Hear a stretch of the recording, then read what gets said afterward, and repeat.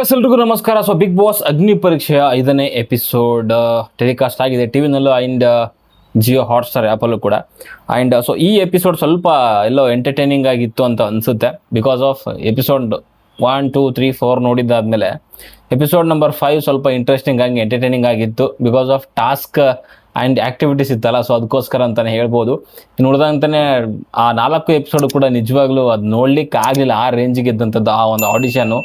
First of all ನಾನು ಜಡ್ಜಸ್ಗೆ blame ಮಾಡೋಕ್ಕೆ ಹೋಗಲ್ಲ. ಬಿಕಾಸ್ ಆಫ್ ಅದನ್ನ ಯಾರು ಡಿಸೈನ್ ಮಾಡಿದಾರಲ್ಲ, ಸೊ ಆ ಪ್ರೊಸೆಸ್ಸನ್ನೇ ನನ್ನ ಪ್ರಕಾರ ಸರಿ ಇಲ್ಲ ಅಂತ ಅನಿಸುತ್ತೆ. ಓಕೆ, ಸೊ ಅದಾದಮೇಲೆ ಜಡ್ಜಸ್ದು ಕೂಡ ಅವ್ರಿಗೂ ಟೈಮ್ ಇಲ್ಲ. ಸೊ 60 ಜನರಲ್ಲಿ ಸೊ 20 ಜನ ಅಂಥವ್ರನ್ನ ಒಂದು ಸೆಲೆಕ್ಟ್ ಮಾಡಬೇಕು ಅಂದಾಗ ಕಷ್ಟ ಆಗುತ್ತೆ. ಆ್ಯಂಡ್ ಅಲ್ಲಿರೋ ಸುಮಾರು ಜನ ಒಂದು ಕಂಟೆಸ್ಟೆಂಟ್ಗಳಿಗೆ ಟೈಮೇ ಇಲ್ಲ. ಅಲ್ಲಿ ಅವ್ರು ಏನು ಅಂತ ಅವ್ರನ್ನ ಪ್ರೂವ್ ಮಾಡ್ಕೊಳ್ಳಿಕ್ಕೆ ತುಂಬ ಕಷ್ಟ ಆಗುತ್ತೆ. ಅವ್ರಿಗೂ ಕೂಡ ಪ್ರೂವ್ ಮಾಡ್ಕೊಬೇಕು ಅಷ್ಟು ಚಿಕ್ಕದಾದಂಥ ಒಂದು ಸಮಯದಲ್ಲಿ ಅನ್ನೋದು. ಓಕೆ, ಸೊ ಎಲ್ಲ ಆದಮೇಲೆ ಸೊ ಇವಾಗ ಎಪಿಸೋಡ್ 5 ಕಂಪ್ಲೀಟ್ ಆಗಿದೆ. ಸೊ ಇದರಲ್ಲಿ ಸ್ವಲ್ಪ ಇವಾಗ ಕೆಲವು ಕಂಟೆಸ್ಟೆಂಟ್ಗಳನ್ನ ತೊಗೊಂಡು ಬಂದಿದ್ದಾರೆ. ಆಲ್ಮೋಸ್ಟ್ 25 to 30 ಜನ ಇದ್ದಾರೆ ಇವಾಗ. ಸೊ ಇದರಲ್ಲಿ ಕೊನೆಗೆ ಸೆಲೆಕ್ಟ್ ಮಾಡುವಂಥದ್ದು ಕೇವಲ 3 ಜನರನ್ನ ಮಾತ್ರ ಬಿಗ್ ಬಾಸ್ ಮನೆಗೆ ತೊಗೊಂಡು ಹೋಗುವಂಥದ್ದು. ಸುಮಾರು ಜನ ಅಂದ್ಕೊಂಡಿದ್ರು ಅಂತ ಅನಿಸುತ್ತೆ, 7-8 ಜನ ಅಂತ. ಹಾಗೆಲ್ಲ ಆಗಲ್ಲ ಗುರು. 9 ಜನ 8 ಜನರನ್ನ ತೊಗೊಂಡೋಗಿ ಕಾಮನ್ ಪೀಪಲನ್ನು ತೊಗೊಂಡೋಗಿ ಹಾಕಿದ್ರೆ ಕಷ್ಟ ಆಗುತ್ತೆ. ಅವ್ರಿಗೆ TRP ಬೇಕು ಅಂತಂದರೆ ಅಲ್ಲಿ ಸೆಲೆಬ್ರಿಟಿಗಳು ಬೇಕೇ ಬೇಕು. ಓಕೆ, ನೀವೇನು ಬೇಕಾದ್ರೆ ಹೇಳ್ಬೋದು, ಕಾಮನರ್ಗಳನ್ನ ಇದು ಮಾಡಬೇಕು ಹಾಗೆ ಹೀಗೆ ಎಲ್ಲ ಓಕೆ. ಬಟ್ ಅವ್ರದ್ದು ಒಂದು TRP ಅಂತ ಬಂದಾಗ ಸೊ ಅವರು ಸೆಲೆಬ್ರಿಟಿಗಳನ್ನ ತೊಗೊಂಡು ಹೋಗಲೇಬೇಕು. ಅವ್ರಿಗೆ ಫ್ರಂಟ್ ಲೈನ್ ಇರ್ತಾರೆ TRP ತಂದು ಕೊಡೋದ್ರಲ್ಲಿ. 3 ಜನ ಮಾತ್ರನೇ. ಓಕೆ, ಜಾಸ್ತಿ ಜನ ತೊಗೊಂಡು ಬರ್ಲಿಕ್ಕೆ ಚಾನ್ಸೇ ಇಲ್ಲ. ಮೇ ಬಿ ತಂದರೂ ಇನ್ನೂ ಒಬ್ಬರನ್ನ ತೊಗೊಂಡು ಬರ್ಬೋದೇನೋ ಅಷ್ಟೇ. ಓಕೆ, ಅದು ಜನಗಳಿಗೆ ಆಪ್ಷನ್ ಕೊಟ್ಟಿರ್ತಾರೆ ವೋಟಿಂಗ್ ಮೂಲಕ 3 ಜನನ ಸೆಲೆಕ್ಟ್ ಮಾಡ್ಬೋದು. ಓಕೆ, ಸೊ ಇವಾಗ ಇವತ್ತಿನ ಎಪಿಸೋಡ್ ಬಗ್ಗೆ ಮಾತಾಡೋಣ. ಸೊ ನಿಮ್ಗೆ ಗೊತ್ತಿರೋಂಗೆ ಸೊ ಇವಾಗ ಯಾರ್ಯಾರು ಹೋಲ್ಡಲ್ಲಿದ್ದರು ಸೊ ಅವರಿಗೆ ಚಾಲೆಂಜ್ಗಳನ್ನ ಕೊಡ್ತಿದ್ದಾರೆ. ಸೊ ನಿನ್ನೆ ಒಂದು ಚಾಲೆಂಜಲ್ಲಿ ಕೂಡ ಕಂಪ್ಲೀಟ್ ಮಾಡಿದರು, ಆ ವ್ಯಾಕ್ಸ್ ಇದು ಮಾಡೋವಂಥದ್ದು. ಸೊ ಅದರಲ್ಲಿ ಅಭಿಷೇಕ್ ಅನ್ನೋರು ಏನೋ ಗೆದ್ದಿದ್ರು ಅಂತ ಅನಿಸುತ್ತೆ. ಸೊ ಅವರು ಇವಾಗ ಸೆಲೆಕ್ಟ್ ಆಗಿದ್ದಾರೆ. ಸೊ ಇವತ್ತು ಒಂದು ಅಗೇನ್ ಚಾಲೆಂಜ್ ಕೊಡ್ತಾರೆ. ಅದು ಯಾವುದು ಅಂತಂದರೆ ಮೊಬೈಲ್ನ ಹೊಡೆದಾಕುವಂಥ ಚಾಲೆಂಜು. ನಿಜವಾಗ್ಲೂ ಟಫ್ ಒಂದು ಡಿಸಿಷನ್ ಆಗುತ್ತೆ ಅಲ್ಲಿರುವಂಥ ಕಂಟೆಸ್ಟೆಂಟ್ಗಳಿಗೆ. ಮೊಬೈಲ್ ನಾನು ಹೊಡೆದಾಕಬೇಕಾ ಬೇಡವಾ ಅನ್ನೋಂಥದ್ದು. ಬಿಕಾಸ್ ತುಂಬ ಕಷ್ಟಪಟ್ಟು ಮೊಬೈಲ್ನ ತೊಗೊಂಡಿರ್ತಾರೆ. ಎಮೋಷನ್ಗಳಿರುತ್ತೆ, ಅದ್ರ ಜೊತೆಗೆ ಮೆಮೊರೀಸ್ ಇರುತ್ತೆ, ಡಾಟಾ ಇರುತ್ತೆ ಮೇನಾಗಿ. ಆ್ಯಂಡ್ ಸೊ ಹೊಡೆದಾಕಂತೂ ತುಂಬ ಕಷ್ಟ.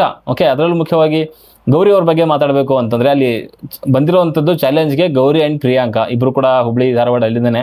ಸೊ ಗೌರಿ ಅವರು ಫಸ್ಟಿಗೆ ಹೇಳಿದ್ರು ಸೊ ಮೊಬೈಲ್ ಹೊಡೆಯೋದಕ್ಕೆ ನಂಗೆ ಇಷ್ಟ ಇಲ್ಲ ಅನ್ನೋ ರೀತಿಯಲ್ಲಿ.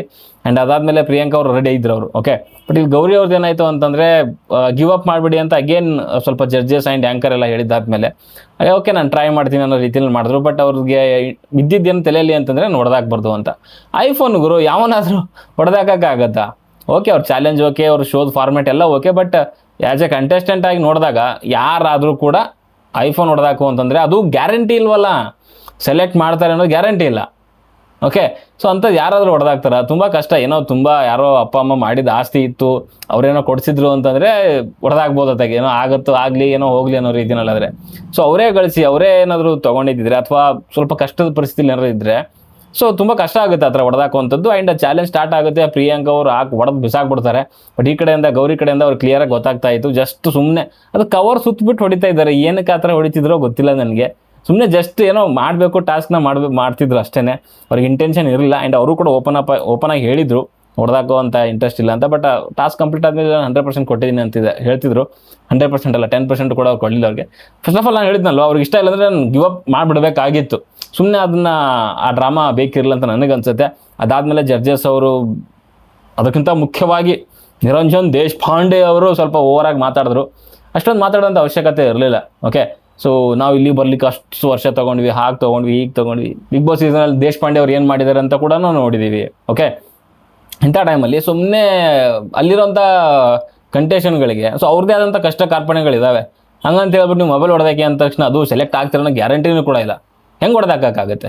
ಬೇರೆ ವಿಚಾರದಲ್ಲಿ ಬೇಕಾದರೆ ನಾವು ಮಾತಾಡೋಣ, ಇವರು ಆ ಟಾಸ್ಕ್ ಆಡಲಿಲ್ಲ ಅದ್ರ ಬಗ್ಗೆ ಮಾತಾಡೋಣ. ಬಟ್ ಮೊಬೈಲ್ ಆಗಲ್ಲ ಗುರು, ಕಷ್ಟ ಆಗುತ್ತೆ. ಓಕೆ, ಇದಾದಮೇಲೆ ಅಲ್ಲಿ ಪ್ರಿಯಾಂಕಾ ಅವರು ಸೆಲೆಕ್ಟ್ ಆಗ್ತಾರೆ, ಗೌರಿ ಅವರು ರಿಜೆಕ್ಟ್ ಆಗ್ತಾರೆ ಅಂತಲೇ ಹೇಳ್ಬೋದು. ಅದಾದಮೇಲೆ ಅಗೇನ್ ಮತ್ತೆ ಇಬ್ಬರಿಗೆ ಅಲ್ಲಿ ಚಾಲೆಂಜ್ ಕೊಡ್ತಾರೆ. ಅದು ವಿಕಾಸ್ ಆ್ಯಂಡ್ ಹೆಲ್ಮೆಟ್, ಅವ್ರ ಹೆಸರು ಏನೋ ಗೊತ್ತಿಲ್ಲ ನನಗೆ, ಹೆಲ್ಮೆಟ್ ಹಾಕೊಂಡು ಬಂದಿದ್ರಲ್ಲ ಅವರು.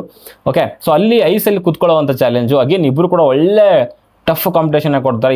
22 ನಿಮಿಷ ಕೂತ್ಕೊತಾರೆ ಇಬ್ಬರು. ಆ್ಯಂಡ್ ಅಲ್ಲಿ ವಿಕಾಸ್ ಸ್ವಲ್ಪ ಎಲ್ಲೋ ಶೇಕ್ ಆಗ್ತಾಯಿದ್ರು ಆ ಒಂದು ಇದಕ್ಕೆ. ಆ್ಯಂಡ್ ಆ ಹೆಲ್ಮೆಟ್ನ ಅವರು ಸ್ವಲ್ಪ ಕರೆಕ್ಟಾಗಿ ಸ್ಟಡಿ ಆಗಿದ್ರು. ಸೊ ಆ ಒಂದು ಬೇಸಿಸ್ ಮೇಲೆ ಇಬ್ಬರು ಕೂಡ ಕೊನೆವರೆಗೂ ಕೂಡ ಕುತ್ಕೊತಾರೆ.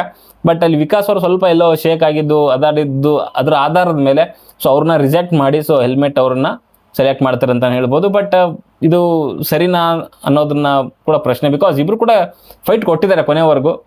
ಏನೂ ಮಾಡೋಕ್ಕಾಗಲ್ಲ, ಇಬ್ಬರಲ್ಲೊಬ್ಬರು ಆಚೆ ಹೋಗಬೇಕು ಅಂತಂದರೆ ವಿಕಾಸ್ ಅವರು ರಿಜೆಕ್ಟ್ ಆಗ್ತಾರೆ ಅಂತಲೇ ಹೇಳ್ತೀನಿ. ಓಕೆ, ಇದಾದಮೇಲೆ ಅಗೇನ್ ಇನ್ನು 3 ಜನಕ್ಕೆ ಒಂದು ಟಾಸ್ಕ್ ಕೊಡ್ತಾರೆ. ಸೊ ಅದು ಫುಡ್ ಚಾಲೆಂಜು. ಸೊ ಯಾರು ಬೇಗ ತಿಂತಾರೆ ಅನ್ನೋವಂಥದ್ದು. ಸೊ ಅದರಲ್ಲಿ ಇಶಾ ಅವರು ಅಮೆರಿಕಾದಿಂದ ಬಂದಿದ್ದರು, ಆ ಕಂಟೆಸ್ಟೆಂಟ್ ವಿನ್ ಆಗ್ತಾರೆ. ಅಂಕಿತಾ ಅವರು ತುಂಬ ಚೆನ್ನಾಗಿ ತಿಂದರು, ಬಟ್ ಅದರಲ್ಲಿ ಮೇ ಬಿ ಅದನ್ನು ಉಗುಳಿದ್ರು ಅಂತ ಅನಿಸುತ್ತೆ. ಸೊ ಅದಕ್ಕೋಸ್ಕರನೇ ಅವ್ರನ್ನ ಆ ಟಾಸ್ಕಿಂದ ಔಟ್ ಮಾಡ್ತಾರೆ. ಆ್ಯಂಡ್ ಅದಾದಮೇಲೆ ಇನ್ನೊಬ್ಬರು ವಿವೇಕ್ ಮೆಜಿಷಿಯನ್, ಸೊ ಅವರು ಕೂಡ ಅಲ್ಲಿ ಸೋಲ್ತಾರೆ. And Ankita and magician Vivek ಅವರಿಬ್ಬರು ಕೂಡ ರಿಜೆಕ್ಟ್ ಆಗಿ, ಸೊ ಅಮೆರಿಕಾದಿಂದ ಬಂದಿರೋ ಕಂಟೆಸ್ಟೆಂಟು ಇಶಾ ಅವರು ಸೊ ಸೆಲೆಕ್ಟ್ ಆಗಿ ಬಿಗ್ ಬಾಸ್ ಸೆಲೆಕ್ಷನ್ ಇದರಲ್ಲೂ ಇನ್ನೂ ಉಳ್ಕೊತಾರೆ ಅಂತಲೇ ಹೇಳ್ಬೋದು. ಓಕೆ, ಸೊ ಇದೆಲ್ಲ ಆದಮೇಲೆ ಇವಾಗ 2 ಗ್ರೂಪ್ ಆಗಿರುತ್ತೆ. ಅಲ್ಲಿ ಒಂದು ಸೆಲೆಕ್ಟ್ ಆದಂಥವ್ರು, ಇನ್ನೊಂದು 5 ಜನ ಸೊ ಈ ಸ್ಟಾರ್ ಕಂಟೆಸ್ಟೆಂಟ್ ಆಗಿ ಆಯ್ಕೆ ಆದಂಥವ್ರು. ಸೊ ಇವಾಗ ಏನು ಮಾಡ್ತಾರೆ ಅಂತಂದರೆ ಈ 4 ಜನ ಜಡ್ಜಸ್ ಏನಿದ್ದಾರೆ, ಸೊ ಒಂದು ರೀತಿಯಲ್ಲಿ ಮೆಂಟರ್ ರೀತಿಯಲ್ಲಿ ವರ್ಕ್ ಆಗುತ್ತೆ ಇವಾಗ. ಸೊ ಈ 4 ಜನ ಒಂದು ಟಾಪ್ 4ನ ಅಲ್ಲಿ ಆಯ್ಕೆ ಮಾಡ್ತಾರೆ. ಅಂದರೆ ಈ ಸ್ಟಾರ್ ಕಂಟೆಸ್ಟೆಂಟ್ ಇರುವಂಥ ಟಾಪ್ 5ನಲ್ಲಿ 4ನ ಆಯ್ಕೆ ಮಾಡ್ಕೊತಾರೆ. ಸೊ ಅದರಲ್ಲಿ ವಿನಯ್ ಆಯ್ಕೆ ಮಾಡ್ಕೊಂಡಿರುವಂಥದ್ದು ಲಕ್ಷ್ಮೀಗೌಡ ಅವ್ರನ್ನ ಒಂದು ಟೀಮ್ ಲೀಡ್ ಆಗಿ ಆಯ್ಕೆ ಮಾಡ್ತಾರೆ. ಓಕೆ, ಸಂಗೀತ ಅವರು ಕುಮಾರಿ ಅವ್ರನ್ನ ಆಯ್ಕೆ ಮಾಡ್ತಾರೆ. ಚಂದನ್ ಅವರು ಹೇಮಲತಾ ಅವ್ರನ್ನ ಆಯ್ಕೆ ಮಾಡ್ತಾರೆ. ಆ್ಯಂಡ್ ಶ್ರುತಿ ಅವರು ರಾಜೀವ್ ಗೌಂಡಿ ಸೊ ಅವ್ರನ್ನ ಆಯ್ಕೆ ಮಾಡ್ತಾರೆ. ಬಟ್ ಪೂರ್ಣಿಮಾ ಅವ್ರನ್ನ ಯಾರು ಇಲ್ಲ ಆಯ್ಕೆ ಮಾಡಲ್ಲ. ಇವಾಗ ಪೂರ್ಣಿಮಾ ಅವರು ಸೊ ಕ್ಯಾಪ್ಟನ್ ಅಥವಾ ಟೀಮ್ ಲೀಡ್ ಆಗಬೇಕು ಅಂತಂದರೆ ಅವ್ರಿಗೊಂದು ಆಪ್ಷನ್ ಕೊಡ್ತಾರೆ, ಅದೇ ಬಿಗ್ ಬಾಸ್ ಮನೆ ಒಳ್ಳೆ ಕೊಡ್ತಾರಲ್ಲ. ಸೊ ಯಾರು ವೀಕ್ ಇದ್ದಾರೆ, ಯಾರು ಸ್ಟ್ರಾಂಗ್ ಇದೆ ಅಂತಂದಾಗ ಅಲ್ಲಿ ಸ್ಟ್ರಾಂಗ್ ಅಂತ ಬಂದಾಗ ಲಕ್ಷ್ಮೀಗೌಡ ಹೆಸರು ತೊಗೊತಾರೆ, ವೀಕ್ ಅಂತ ಬಂದಾಗ ಕುಮಾರಿ ಅವ್ರ ಹೆಸರು ತೊಗೊತಾರೆ. ಸೊ ಇವಾಗ ಕುಮಾರಿ ಅವರು ಪ್ರೂವ್ ಮಾಡ್ಕೋಬೇಕಾಗತ್ತೆ, ನಾನು ಪೂರ್ಣಿಮಾ ಅವ್ರಿಗಿಂತ ಸ್ಟ್ರಾಂಗ್ ಅನ್ನೋ ರೀತಿಯಲ್ಲಿ. ಸೊ ಅಲ್ಲಿ ಕುಮಾರಿ ವರ್ಸಸ್ ಪೂರ್ಣಿಮಾ ಒಂದು ಟಾಸ್ಕ್ ಕೊಡ್ತಾರೆ. ಇದು ಫಿಸಿಕಲ್ ಟಾಸ್ಕು. ನನ್ನ ಪ್ರಕಾರ ಇದು ಅಷ್ಟು ಸರಿ ಅಂತ ಅನಿಸಲಿಲ್ಲ. ಬಿಕಾಸ್ ಫಿಸಿಕಲ್ ಟಾಸ್ಕ್ ಅಂತ ಬಂದಾಗ ಆಬ್ವಿಯಸ್ ಆಗಿ ಇಲ್ಲಿ ಪೂರ್ಣಿಮಾ ಅವರು ಗೆದ್ದೇ ಗೆಲ್ತಾರೆ ಸ್ಟ್ರಾಂಗ್ ಇರೋದ್ರಿಂದ. ಕುಮಾರಿ ಅವರು ಸ್ವಲ್ಪ ವೀಕ್ ಇದ್ದಾರೆ, ಸೊ ಅವ್ರು ಸೋಲ್ತಾರೆ. ಬಟ್ ಇಲ್ಲಿ ಏನಾಯಿತು ಅಂದರೆ ಸೋತಿದ್ದು ಗೆದ್ದಿದ್ದು ಮುಖ್ಯ, ಅದು ಮ್ಯಾಟ್ರ್ ಅಲ್ಲ. ಬಟ್ ಕುಮಾರಿ ಅವರು ಸ್ವಲ್ಪ ಅದನ್ನ ಸೀರಿಯಸ್ ಆಗಿ ತಗೊಳ್ಳಿಲ್ಲ ಅಂತ ನನಗೆ ಅನಿಸುತ್ತೆ.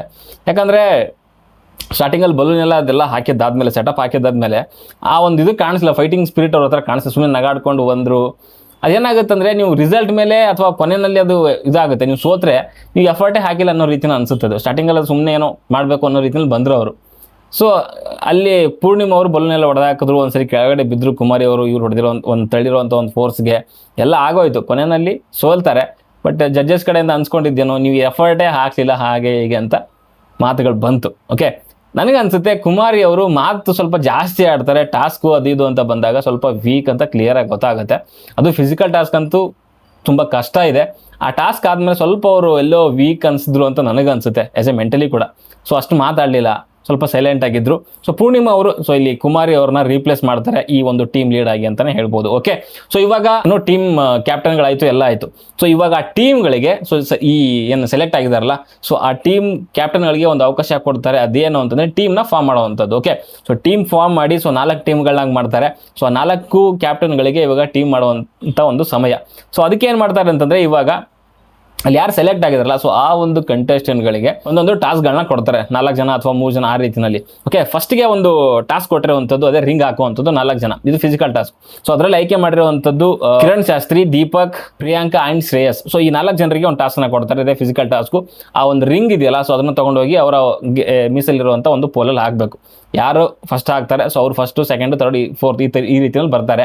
ಸೊ ಇದರ ಆಧಾರದ ಮೇಲೆ ಅಲ್ಲಿ ಕೂತಿರೋವಂಥ ಒಂದು ಕ್ಯಾಪ್ಟನ್ಗಳು ಸೊ ಅವ್ರನ್ನ ಪರ್ಚೇಸ್ ಮಾಡಬೇಕಾಗುತ್ತೆ ಒಂದು ರೀತಿ ಆಕ್ಷನ್ ರೀತಿಯಲ್ಲಿ. ಸೊ ಅದಕ್ಕೆ ಆದಂಥ gold, silver, bronze and black coin ರೀತಿಯಲ್ಲಿ ಇದ್ದಾವೆ. ಸೊ ಅದರ ಮೇಲೆ ಇವರು ಪರ್ಫಾರ್ಮೆನ್ಸ್ ಮೇಲೆ ಅವ್ರಿಗೆ ಯಾವ್ದು ಕೊಡಬೇಕು ಅದನ್ನು ಕೊಟ್ಟು ಆಯ್ಕೆ ಮಾಡ್ಕೊತಾರೆ.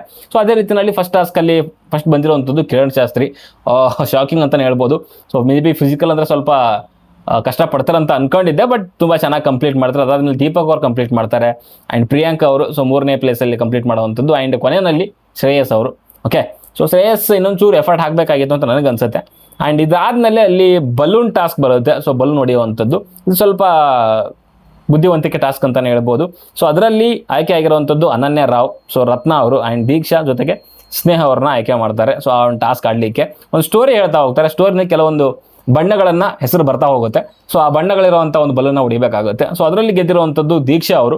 ಸೊ ಚೆನ್ನಾಗಿ ಪರ್ಫಾರ್ಮ್ ಮಾಡಿದ್ರು. ಮುಖ್ಯವಾಗಿ ಅವರಿಗೆ ಕನ್ನಡ ಬರುತ್ತೆ, ಯಾಕೆ ಹೇಳ್ತಿದ್ದೀನಿ ಅಂತಂದರೆ ಇದು ಅನನ್ಯ ರಾವ್ ಅವ್ರಿಗೆ ಕನ್ನಡದ ಬಗ್ಗೆ ಆ ಪದಗಳ ಬಗ್ಗೆ ಗೊತ್ತಾಗಲಿಲ್ಲ ಅವ್ರಿಗೆ. ಸೊ ಅದಕ್ಕೋಸ್ಕರ ಆ ಟಾಸ್ಕಲ್ಲಿ ಏನು ಪರ್ಫಾರ್ಮೇ ಮಾಡಲಿಲ್ಲ ಅವರು. ಫನ್ನಿ ಆಗಿತ್ತು ಈ ಟಾಸ್ಕ್. ಸ್ವಲ್ಪ ನಿರಂಜನ್ ದೇಶಪಾಂಡೆ ಸ್ವಲ್ಪ ಫನ್ನಿಯಾಗಿ ಏನೇನೋ ಮಾಡಿದ್ರು. ಸ್ವಲ್ಪ ನಗು ಅಂತೂ ಬಂತು, ಎಂಟರ್ಟೈನಿಂಗ್ ಆಗಿತ್ತು ಈ ಒಂದು ಟಾಸ್ಕ್ ಅಂತಲೇ ಹೇಳ್ಬೋದು. ಕಷ್ಟ ಆಗುತ್ತೆ ಕನ್ನಡ ಬಂದಿಲ್ಲ ಅಂತಂದರೆ ಬಿಗ್ ಬಾಸ್ ಮನೆ ಒಳಗಡೆಗೆ ಕೆಲವು ಟಾಸ್ಕಲ್ಲಿ ಸ್ವಲ್ಪ ಕಷ್ಟ ಆಗುತ್ತೆ. ಸೊ ಆ ಒಂದು ಸಿಚುವೇಶನ್ ಇಲ್ಲಿ ಕ್ರಿಯೇಟ್ ಆಯಿತು ಅಂತಲೇ ಹೇಳ್ಬೋದು. ಸೊ ಇಷ್ಟ ಆಗಿತ್ತು ಇವತ್ತಿನ ಎಪಿಸೋಡ್ನ ರಿವ್ಯೂ ಅಂತಲೇ ಹೇಳ್ತೀನಿ. ಆ್ಯಂಡ್ ಅದೇ ಮೊದಲೇ ಹೇಳಿದಾಗ ಸ್ವಲ್ಪ ಇವತ್ತು ಎಂಟರ್ಟೈನಿಂಗ್ ಆಗಿತ್ತು ಅಂತಲೇ ಹೇಳ್ಬೋದು. ಸೊ ಈ ರೀತಿಯ ಟಾಸ್ಕ್ ಆ್ಯಂಡ್ ಆ್ಯಕ್ಟಿವಿಟೀಸ್ ಇದ್ದರೆ ಸ್ವಲ್ಪ ನೋಡ್ಲಿಕ್ಕೆ ಕೂಡ ಇಷ್ಟ ನಮಗೆ. ಸೊ ಅದೇ ಒಂದು 4 ಜನ ಮಾಡಿದ್ರಲ್ಲ ಆ ಒಂದು ಆಡಿಷನ್ ಪ್ರೊಸೆಸ್, ಅದು ಸ್ವಲ್ಪ ಅದು ಏನಿದ್ರು ಕೂಡ ಅದು ಬ್ಯಾಕ್ ಹ್ಯಾಂಡಲ್ಲಿ ಇಟ್ಕೊಬೇಕು ಅಂತಲೇ ಹೇಳ್ಬೋದು. ಆ್ಯಂಡ್ ಇದ್ರ ಜೊತೆಗೆ ಸೊ ವಿನಯ್ ಅವರ ಸರ್ಕಲ್ ಫಾರ್ಮುಲಾ ಸಿಕ್ಕಾಪಟ್ಟೆ ಟ್ರೆಂಡ್ ಆಗ್ತಾ ಇದೆ. ಆ್ಯಂಡ್ ವಿನಯ್ ಅವರಂತೂ ಸಿಕ್ಕಾಪಟ್ಟೆ ಟ್ರೆಂಡ್ ಆಗ್ತಿದ್ದಾರೆ ಟ್ರೋಲಿಂಗಲ್ಲಿ. ಓಕೆ, ಪಾಸಿಟಿವ್ ಆಗಲ್ಲ, ಟ್ರೋಲಿಂಗ್ ನೆಗೆಟಿವ್ ಅಲ್ಲಿ ಟ್ರೆಂಡ್ ಆಗ್ತಿದ್ದಾರೆ. ಕಂಟೆಸ್ಟೆಂಟ್ ಟ್ರೆಂಡಿಂಗಲ್ಲಿ ಇದಾರೆ ಬಿಟ್ಟಿದ್ದಾರೆ ಗೊತ್ತಿಲ್ಲ, ಬಟ್ ಜಡ್ಜಸ್ ಅಲ್ಲಿ ವಿನಯ್ ಅಂತೂ ಹೆವಿ ಟ್ರೆಂಡಿಂಗಲ್ಲಿದ್ದಾರೆ. ಇನ್ಸ್ಟಾಗ್ರಾಮ್ ಆಗಿರ್ಬೋದು, ಟ್ವಿಟರ್ ಆಗಿರ್ಬೋದು, ಎಲ್ಲ ಸೋಷಿಯಲ್ ಮೀಡಿಯಾದಲ್ಲೂ ಕೂಡ ಆ ಒಂದು ಅವ್ರು ಏನು ಹೇಳಿದಾರಲ್ಲ ಸರ್ಕಲ್ ಇನ್ಸೈಡ್ ಆ್ಯಂಡ್ ಔಟ್ಸೈಡ್ ಸೈಡ್ಗಳ ಬಗ್ಗೆ ಸಿಕ್ಕಾಪಟ್ಟೆ ಟ್ರೆಂಡ್ ಆಗ್ತಾ ಇದೆ. ಅವ್ರಿಗೆ ಏನಿಲ್ಲ ಗುರು, ಸೊ ನೀವು ಪಾಸಿಟಿವ್ ನೆಗೆಟಿವ್ ಒಟ್ಟಿನಲ್ಲಿ ಸುದ್ದಿನಲ್ಲಿ ಇರಬೇಕು, ಅಷ್ಟೇ ಮ್ಯಾಟ್ರ್ ಆಗುವಂಥದ್ದು. ಇದೆಲ್ಲ ಮ್ಯಾಟ್ರ್ ಆಗುತ್ತೆ ವಿನಯ್ಗೆ, ಚಾನ್ಸೇ ಇಲ್ಲ. ಓಕೆ, ಸೊ ನಡೀತಾ ಇದೆ, ಏನೂ ಮಾಡೋಕ್ಕಾಗಲ್ಲ. ಅವ್ರು ಏನಕ್ಕೆ ಕೇಳಿದ್ರು ಏನೋ ಗೊತ್ತಿಲ್ಲ ನನಗೆ. ಆ್ಯಂಡ್ ನೋಡೋಣ ಎಲ್ಲಿಗೆ ಹೋಗಿ ಮುಟ್ಟುತ್ತೆ ಇದು ಅಂತ ಹೇಳ್ಬಿಟ್ಟು. ಓಕೆ, ಸೊ ನಿಮಗೆ ಅನಿಸ್ತು ಇವತ್ತಿನ ಎಪಿಸೋಡ್ ಬಗ್ಗೆ ಅಂತ ಕಮೆಂಟ್ ಬಾಕ್ಸಲ್ಲಿ ತಿಳಿಸಿ. ಆ್ಯಂಡ್ ಮುಂದೆ ನೋಡೋಣ ಯಾವ ರೀತಿಯಲ್ಲಿ ಇಂಟ್ರೆಸ್ಟಿಂಗ್ ಆಗಿ ಟಾಸ್ಕ್ಗಳನ್ನ ಡಿಸೈನ್ ಮಾಡಿರ್ತಾರೆ ಬಿಗ್ ಬಾಸ್ ಟೀಮ್ ಕಡೆಯಿಂದ ಅಂತ. ಓಕೆ, ಅದಕ್ಕೆ ಕೊಡೋದಷ್ಟೇ, ಮುಂದಿನ ಸಿಗೋವರೆಗೂ